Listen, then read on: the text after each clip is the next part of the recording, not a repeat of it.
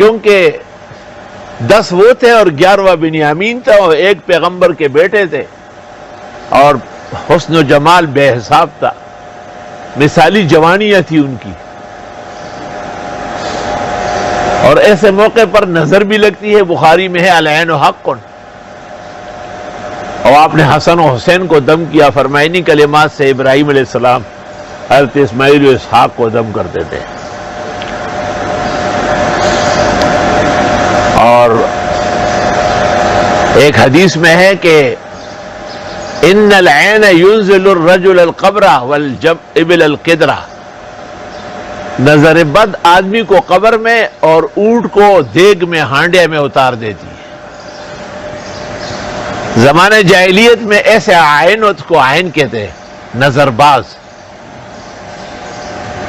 کہ وہ اپنے خادم کو کہتے تھے کہ اونٹوں کا قافلہ جا رہا ہے، تم مثلا سراب گوٹ کے پاس کھڑے ہو جاؤ برتن لے کے، اور وہ یہاں سے اونٹوں کو نظر لگاتے تھے.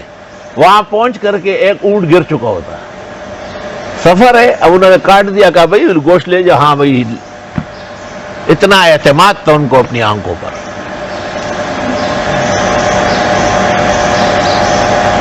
اور ایک صحابی جو نہا رہے تھے اور باہر سے کسی نے دیکھا گورے گورے ہاتھ، پھر طبیعت خراب ہو گئی. آپ نے کہا ایسی باتیں کیوں کرتے ہو، کیوں اپنے بھائی کو قتل کرتے ہو؟ اور پھر آپ نے ان کو بتایا کہ تم اب وضو کرو یا نہا لو، یہ پانی ان کو بھیجو، ان پہ ڈالو، ٹھیک ہو جائیں گے.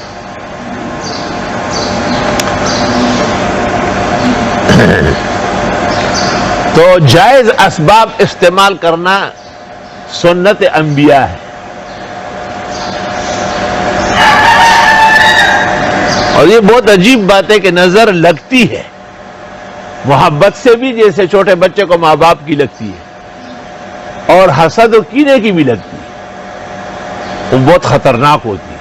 بنیادی طور پر تو اللہ کے ہاتھ میں ہے حفاظت اور صیانت، لیکن کچھ کلمات پڑھے جاتے ہیں ان سے بھی حفاظت ہوتی ہے، جیسے ماشاء اللہ لا قوت الا باللہ. سورۃ کہف کے اندر جس آدمی کے 2 باغ غرق ہوئے، اللہ کہتے ہیں کہ اگر یہ باغ داخل ہوتے وقت یہ پڑھ لیتا تو باغ غرق ہونے سے بچ جاتا. امام مالک نے اس کی تختی لکھی تھی اور گھر پر لٹکائی تھی، اور فرمایا میں اپنے گھر کو جنت کا باغ سمجھتا ہوں، دیر تک محفوظ رہے. تو اس سے پتہ چلتا ہے کہ کلمات مبارکہ کا مختلف شؤون کے ساتھ حفاظت سے بھی بہت گہرا تعلق ہے. پھر یہ معلوم کرنا کہ یہ نظر مرد کی ہے یا عورت کی ہے، بچے والی ہے یا حاملہ ہے، اس کے لیے بھی دنیا میں ماہرین آ گئے. اور وہ 3 چیزیں، ایک بیکان کے پتے، اور دوسرے ہرے مرچ ثابت، اور تیسرے پٹکڑی خاورائی. وہ تینوں چیزیں ایک ایسی عورت جو بڑی بوڑھی ہو، جس سے جنات بھی پناہ مانگتے ہو، کیسی تباہ و برباد ہو، بیوہ ہو، لڑنی بنڈی گنڈی، اس کو کہتے ہیں کہ ترون تلق نے دا نظر دیوہا وہی خواہ. سورہ فاتحہ اور سورۃ اخلاص پڑھتی ہے، اور درود شریف درود ابراہیمی، اور پھر یہ کہتی ہے کہ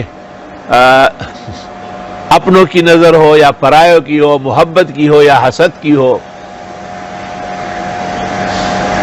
ہری آنکھوں والے کی ہو یا کالے آنکھوں والے کی ہو، بحکم الہی اور جن بزرگوں کی یا عمل اور اجازت رہی ہے ان کی طرف سے اس کی نظر اتارتی. پھر وہ بیکان راستے میں ڈال لیتے ہیں تو اس آدمی کے پاؤں اس پر آ کر کے نظر ٹوٹ جاتی ہے.